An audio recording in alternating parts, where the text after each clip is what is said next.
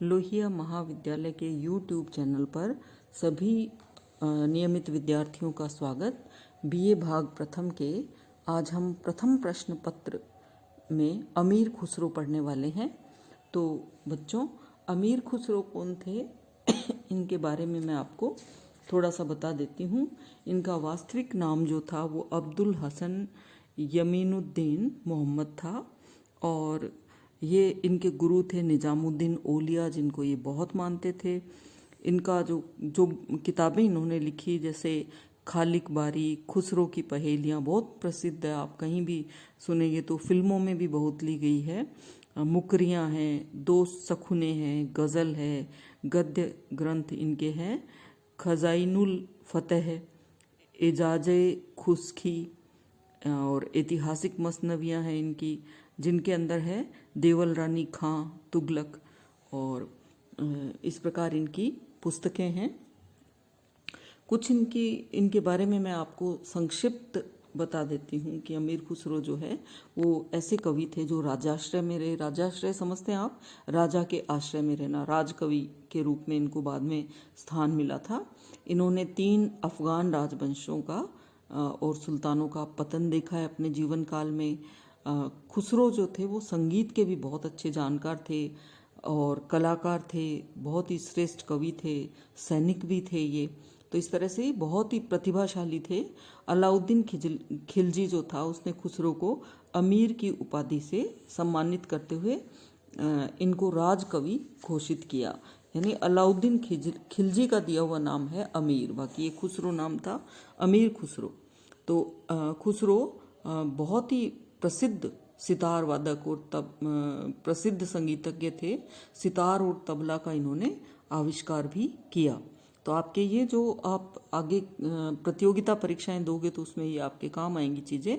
अमीर खुसरो ने 5 प्रेम की जो मसनवियाँ हैं, जिनको अपन पाश्चात्य रोमांटिसिज्म जो बाद में चला, तो उसका बीज यहाँ था। इन्होंने ऐसी प्रेम की मसनवियाँ लिखी जैसे मल्लोल अनवर, दूसरी है शिरीन खुसरो, तीसरी है मजनू लैला, चौथी है आइन ए सिकंदरी, हश्त विहिश्त, ये भी इनकी एक मसनवी है जो पंजगज के नाम से प्रसिद्ध है। अमीर खुसरो ने एक बात लिखी है, ये वाक्य जो मैं बोलूँगी तो इसको आप इस तरह से ध्यान रखना कि कई बार ये कोटेशन जो है वो दी जाती है कि किसने लिखा है ऐसा, तो आप ये ध्यान रखें। खुसरो लिखते हैं कि मैं हिंदुस्तान की तूती हूँ, अगर तुम वास्तव में मुझसे जानना चाहते हो तो हिंदी में पूछो, मैं तुम्हें अनुपम बातें बता सकूंगा। तो इस प्रकार से अमीर खुसरो कवि थे। तो अब आइए चलिए अपन इनकी व्याख्या करते हैं। दोहे हैं इनके। अपनी छवि बनाए के जो मैं पी के पास गई, जब छवि देखी पीहू की तो अपनी भूल गई। आ साजन मेरे नयन में सो पलक ढांप तो है दूं, ना मैं देखूं और को ना को कोई देखन दूं।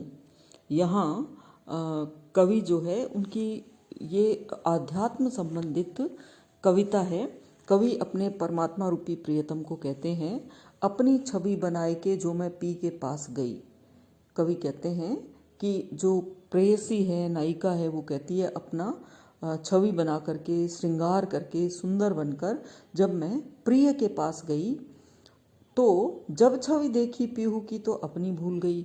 लेकिन जब प्रियतम की छवि देखी, उनका सौंदर्य देखा, तो अपने सौंदर्य को भूल गई।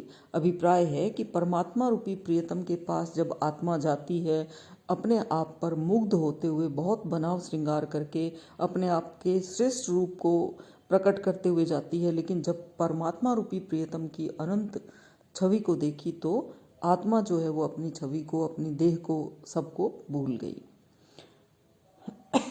आ साजन मोरे नयन में सो पलक ढाप तो है दूं, ना मैं देखूं और को ना को न तो है देखन दूं। अब आगे कवि अमीर खुसरो कहते हैं कि हे प्रिय, मेरे नेत्रों में आकर के बसो, सो पलक ढांप तो है दूं। अगर प्रिय नेत्रों में बसते हैं तो मैं अपनी पलकें बंद कर लूं, ना मैं देखूं और को ना तो है देखन दूं। कि कवि कहते हैं कि ना तो किसी को मैं देखूं फिर प्रिय को अपनी आंखों में बंद कर लूं, और ना ही तुम्हें किसी को देखने दूंगा।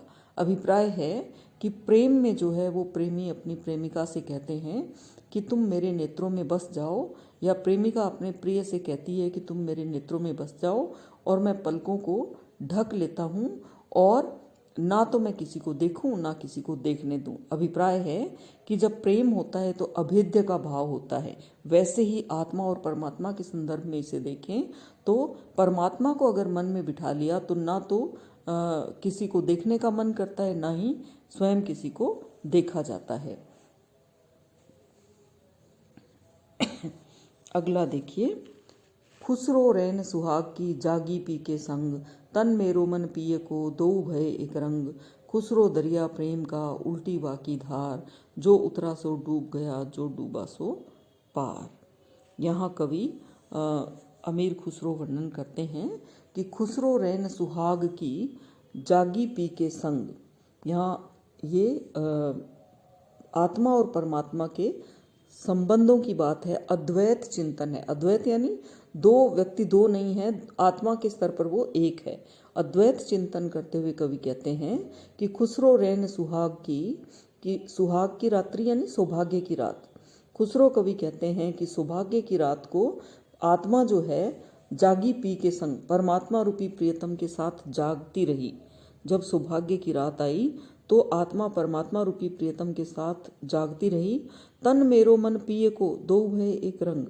कवि कहते हैं तन जो है वो जीवात्मा का और मन परमात्मा का हो गया, और दोनों इस प्रकार एक रंग हो गए। अभिप्राय है आत्मा जीवात्मा जो है परमात्मा में मिल गई।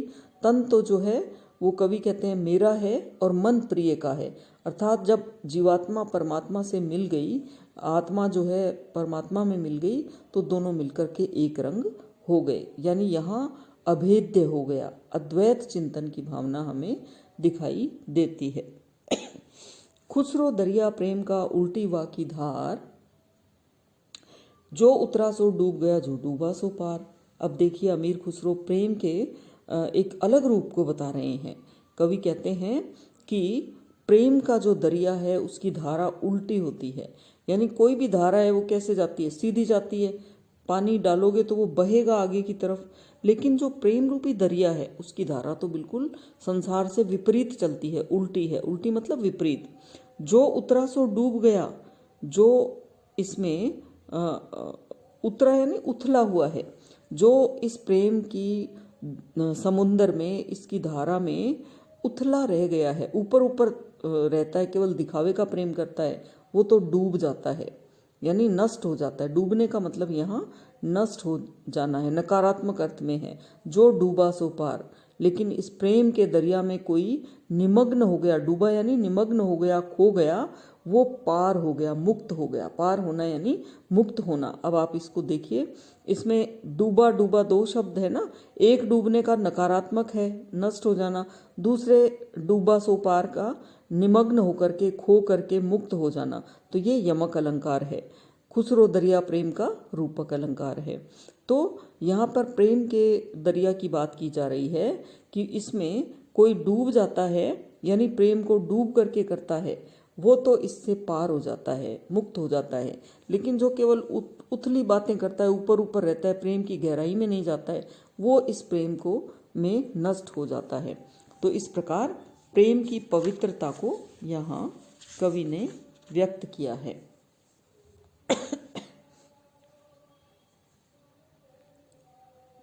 तो इस प्रकार बच्चों आप इसको पढ़ना, और एक और इसका पद रह गया है, वो मैं लिख नहीं सकी यहाँ, लेकिन उसको मैंने आपको व्याख्या करके और पीडीएफ के रूप में आपके ग्रुप में डाल दिया है।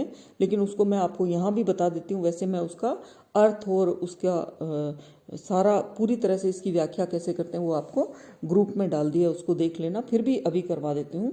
गोरी सोवे सेज पर मुख पर डारो केस, चल खुसरो घर आपने सांझ भई चौं देश। कवि अमीर खुसरो कहते हैं कि आत्मा रूपी गोरी जो है शैया पर सोई हुई है। यहाँ पर कवि ने अपने गुरु निजामुद्दीन औलिया की मृत्यु पर जब वो आते हैं तो अपने गुरु को मृत देख करके वो बिल्कुल विचलित हो जाते हैं और कहते हैं गोरी सोवे सेज पर, आत्मा रूपी गोरी, गुरु की आत्मा सेज पर, गोरी सोवे सेज पर, गुरु जो है वो सेज पर सोए हुए हैं, मुख पर डारे केस, आत्मा के सोते ही अंधेरा हो जाना यहाँ प्रतीक है। तो मुख पर केश डाल करके गोरी जो है सैया पर सोई हुई है, प्रियतमा जो है, गुरु जो है वो अपने मुख पर केश डाल करके सोई हुई है। अभिप्राय है कि आत्मा जब सोती है तो अंधेरा आ जाता है, यानी व्यक्ति की आत्मा निकलते ही वो मर जाता है, तो मृत्यु के बाद अंधेरा छा गया, चल खुसरो घर आपने सांझ भई चौं ओर।